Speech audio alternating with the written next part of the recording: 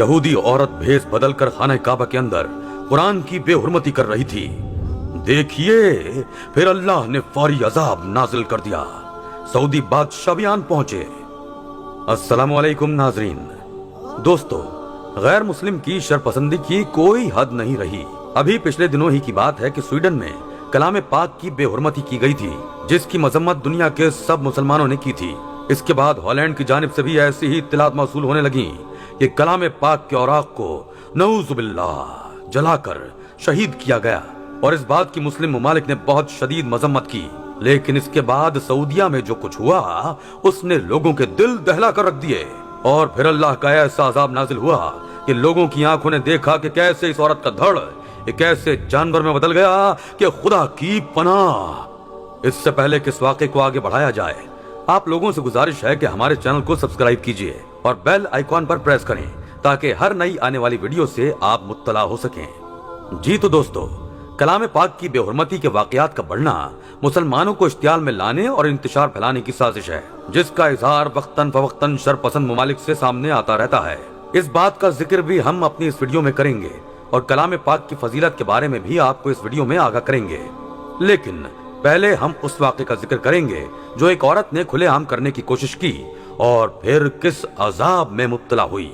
ये वाक़या कदीम जमाने का है कि जब एक बार एक शोर सा उठा कि एक औरत पर अल्लाह का अजाब नाजिल हुआ है और वो इंसान से अजीब व गरीब किस्म की खलकत बन चुकी है। ये खबर जिसने भी सुनी वो हैरान और परेशान सा हो गया।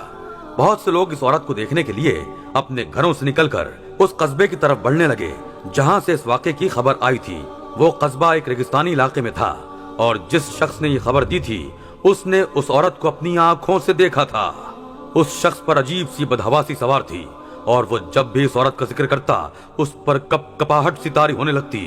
उसके चेहरे पर एक ऐसा खौफ था जैसे उसने कोई बहुत ही डरावनी चीज देख ली हो या कोई ऐसी नाकाबिले फहम चीज कि आंखें इस पर यकीन करने से मुनाफी हों। लोग ऊंटों पर सवार इस रेगिस्तानी इलाके की तरफ रवाना थे। मर्द तो मर्द, औरतों की भी एक बड़ी तादाद उस वक्त इस इलाके की जानिब बढ़ रही थी। कुछ लोगों के लिए बेचैनी और तजस्सुस का यह आलम था कि पैदल ही सफर शुरू कर रहे थे। 2 घंटे की मुसाफत के बाद जब लोग इस इलाके में पहुंचे तो एक अजीबो गरीब किस्म की चीखों पुकार उन्हें वहां सुनने को मिली थी। वो एक छोटा सा कस्बा था जहां ज्यादा रिहाइश ना थी। वहां रहने वालों में मुसलमान और कुफ्फार शामिल थे और इस वक्त वो सब इलाके के लोग एक मकान के गिर्द ही हुजूम की सूरत में खड़े थे, जहां से एक औरत की बेतहाशा चीखने चिल्लाने की आवाजें आ रही थीं। लोग अपने ऊंटों से उतरकर इसी घर की जानिब बढ़ने लगे और फिर जब इस हुजूम के पास पहुंचे तो पूछने लगे कि आखिर ये औरत क्यों चिल्ला रही है। वो लोग कानों को हाथ लगाने लगे, कहने लगे कि इसे देखना हर इंसान के बस की बात नहीं है। जो अंदर इसे देखने जाता है वो जब वापस लौटता है तो बुरी तरह से कांप रहा होता है। इसलिए तुम में कमजोर दिल लोग अंदर जाने की कोशिश ना करें। ये सुनकर जहां कुछ लोगों का इस औरत को देखने के लिए तजस्सुस और भी बढ़ गया, वहीं बहुत से लोग घबरा भी गए थे। लेकिन बहरहाल चंद लोगों ने हिम्मत की और इस घर के अंदर जैसे ही दाखिल हुए तो एक जोरदार चीख उनके लबों से बरामद हुई। वो औरत बड़ी अजीबो गरीब किस्म की मखलूक थी। उसका चेहरा लोमड़ी की शक्ल में बदल चुका था। उसकी टांगें बिल्कुल सुकड़ चुकी थीं। वो बरहना हालत में थी, जमीन पर लेटी तड़प रही थी और इसका धड़ आधा लोमड़ी की तरह था और आधा इंसानी औरत की तरह। लेकिन इसके पूरे वजूद पर किसी बनमानस जैसे काले सियाह बाल भर चुके थे। इसकी आंखों और मुंह से खून जारी था। इसकी चीखें ऐसी हैबतनाक थीं कि जैसे वो किसी दर्दनाक अजियत से गुजर रही हो। सुनने वाले इन चीखों को सुनकर दिल पकड़ के बैठ गए थे। देखने वालों पर खौफ से लर्जा तारी हो चुका था। वहां से वो लोग वापस बाहर निकल आए। ऐसा हैबतनाक चेहरा और वजूद देखने का कोई भी इंसान मुतहम्मिल न था। वो औरत अपने लिए मौत मांग रही थी और उसकी आवाज गधे के मुशाबे उसके हलक से निकल रही थी। सुनने में यह आया कि वो एक काफिर औरत थी। दिल में मुसलमानों और दीन इस्लाम के बारे में कीना रखती थी। इसके हसद का ये आलम था कि इसके पड़ोस में रहने वाली मुसलमान औरत जब भी कलाम पाक पढ़ती और उसकी आवाज पड़ोस में जाती तो वो बेचैन सी होने लगती। इसके दिल में कलाम पाक और मुसलमान के खिलाफ मजीद नफरत के जज्बात बढ़ने लगते। वो हर वक्त यही सोचती रहती कि मैं कैसे इन मुसलमानों को इनके दीन इस्लाम के खिलाफ कर सकूं। लेकिन बज़ाहिर वो यूं मिलती थी जैसे बहुत ही बाअखलाक हो।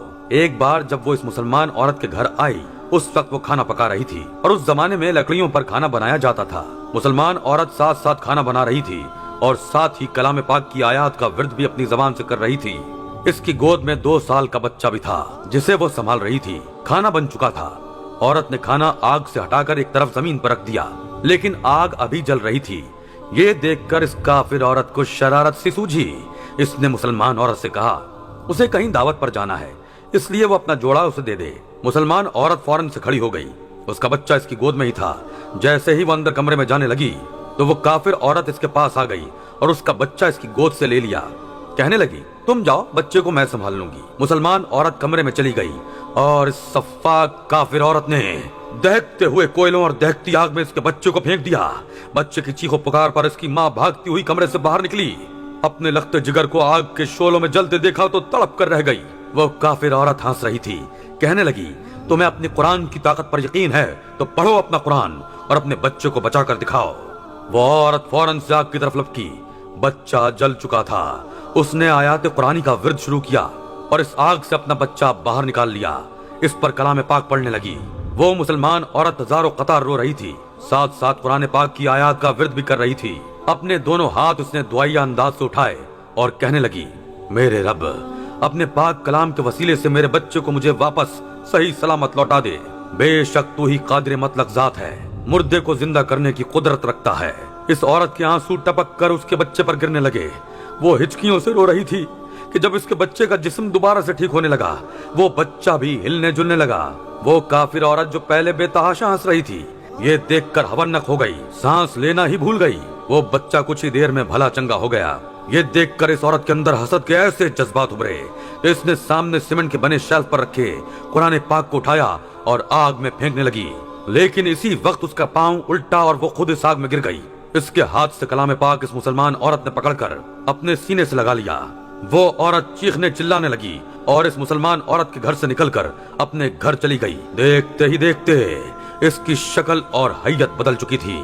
وہ عورت ایک مسلمان کے بچے کو عبرت کا نشان بنانے لگی تھی اور خود ایک عبرتناک عذاب میں مبتلا ہو چکی تھی۔ وہاں موجود لوگوں نے جب یہ سنا تو سجدہ ریز ہو گئے اور بہت سے کافر کلمہ پڑھ کر مسلمان ہو گئے۔ اس وقت کے بادشاہ نے اس عورت کا سر قلم کر دیا۔ اللہ پاک بے شک قرآن پاک کا خود محافظ ہے اور قرآن پاک کو میلی آنکھ سے دیکھنے والوں کو عبرت کا نشان بنانے پر قادر ہے۔ کلام پاک کی عظمت و تعظیم کا ذکر اللہ پاک یوں کرتا ہے کہ ہم نے قرآن مجید کو عارفین کے دلوں میں اتارا اور اہل یقین کے سینوں اور صاحب اسرار اہل توحید کے دلوں میں اتارا، اور بے شک ہم اس کے محافظ ہیں۔ دوسرے مقام پر یوں ارشاد فرمایا اسے نہ چھوئے مگر باوضو۔ قرآن پاک کی حرمت و تعظیم کے لیے اتنا ہی کافی ہے کہ یہ ازلی کلام الہی ہے جو لوح مکنون سے لوح محفوظ کی طرف اتارا گیا۔ گویا یہ کلام غیر مخلوق ہے جسے حضرت جبرائیل علیہ السلام بحکم الہی لے کر اترتے رہے، اور اس سے بڑھ کر اس کی قدر و منزلت، شان و شوکت اور شرف و عظمت کی دلیل کیا ہوگی کہ یہ کلام الہی جس ہستی مبارک پر نازل ہوا وہ باعث تخلیق کائنات، شاہ لولاک، محبوب خدا صلی اللہ علیہ وآلہ وسلم ہے۔ اسے لانے والے جبرائیل امین ہیں۔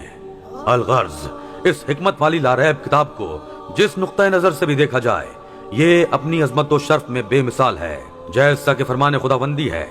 یہ وہ کتاب ہے جس میں کوئی شک نہیں ہے۔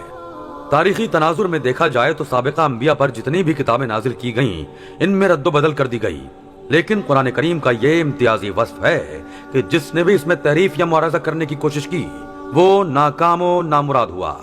یاد رہے سویڈن کے بعد ہالینڈ میں بھی قرآن مجید کی بے حرمتی کا گھناؤنا واقعہ پیش آیا۔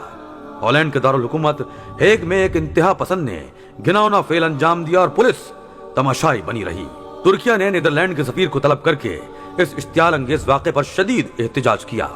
سعودی وزارت خارجہ کی جانب سے شدید مذمت کرتے ہوئے کہا گیا کہ ہالینڈ میں قرآن مجید کی بے حرمتی سے امت مسلمہ کے جذبات کو مجروح کیا گیا۔ کاش کہ وہ ان آیات کو غور سے پڑھ لیں کہ اللہ نے کئی قوموں کو عذاب میں